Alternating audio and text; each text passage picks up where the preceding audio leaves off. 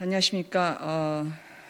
김은혜 대변인이 아닌 김은혜 의원으로 지금은 나왔습니다. 그래서 저희 문 대통령의 임대주택 방문 관련해서 LH가 국민 혈세 4억 5천여만 원을 드린 데 대해서 제가 잠깐 부가 설명을 해드리고자 해서 이 자리에 나왔습니다.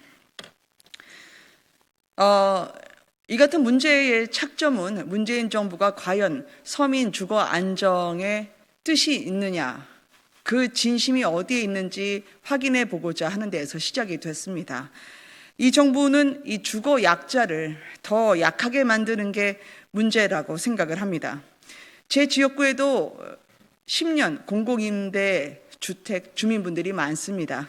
그분들의 외침과 이번 동탄의 경우와 저는 큰 차이가 없다고 생각합니다. 왜냐하면 공공임대 주민분들에게 문재인 대통령의 공약이 있었습니다.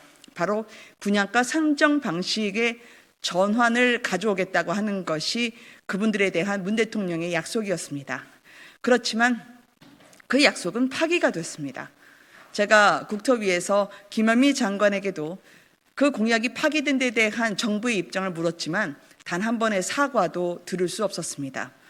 덕택인지 아니면 때문인지 무주택 서민분들은 시세와 다름없는 분양 전환가를 내지 못할 경우에 길거리에 나앉을 위기에 처했습니다. 저는 이것이 단적으로 제 지역구에만 해당되는 건 아닐 거라고 생각합니다. 이 정부는 겉으로는 무주택 서민을 위한다고 하면서 뒤로는 이분들에 대한 약속을 깨거나 아니면 다른 말을 하기가 일쑤였기 때문이죠. 이번에도 대통령이 가시는 이유는 실제로 국민들이 어떻게 사시는지 눈으로 직접 보기 위해서였을 겁니다.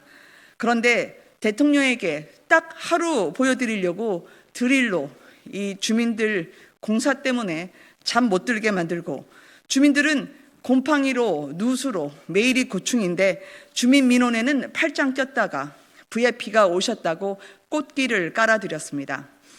이 쇼룸과 꽃길 만드는데 국민들의 피 같은 세금 4억 5천여만 원이 들어갔습니다. 이 돈이면 아파트 50세대 적어도 200분은 보증금 장만하지 못해도 추가로 이주시켜 드릴 수 있는 액수입니다. 그리고 이 돈이면 천장에 물 새고 장판이 벗겨져 쉬고 싶어도 편히 쉴 수 없었던 그 주민분들에게 얼른 달려가서 고쳐주고도 남을 액수입니다. 가상현실을 만들어서 그런데 이분들은 대통령에게 전해드린 겁니다. 현실을 드리지 않고 말이죠. 씨가 마르는 전세 그리고 치솟는 월세값에 고개 떨구는 우리 국민은 그때 생각하지 않았는지 어이가 없고 가슴이 아픕니다. 힘든 서민 더 힘들게 만드는 이 정부의 두 얼굴을, 그 국민 기만을 청문회에서 제가 질의하겠습니다.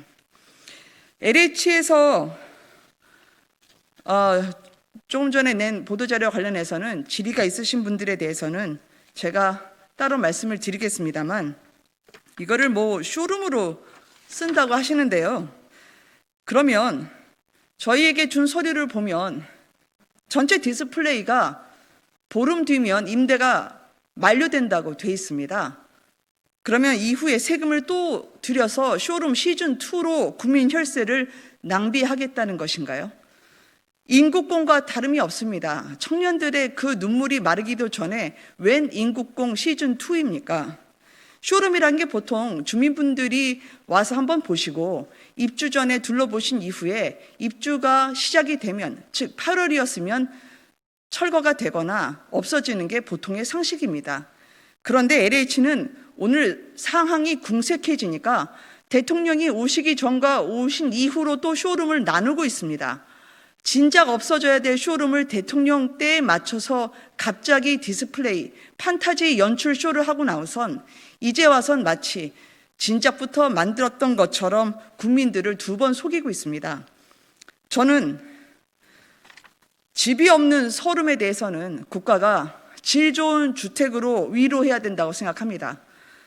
그래서 그런 시간과 예산은 대통령이 아닌 집이 없는 국민분들을 위해서 진작에 썼어야 하는 거였다고 생각을 합니다. 이번 일은 약자 편에 서겠다는 정부가 결국 대통령 편에만 선 것이며 약자를 들러리 세우고 그리고 약자를 더 힘든 약자로 만든 부분이라고 생각합니다. 감사합니다.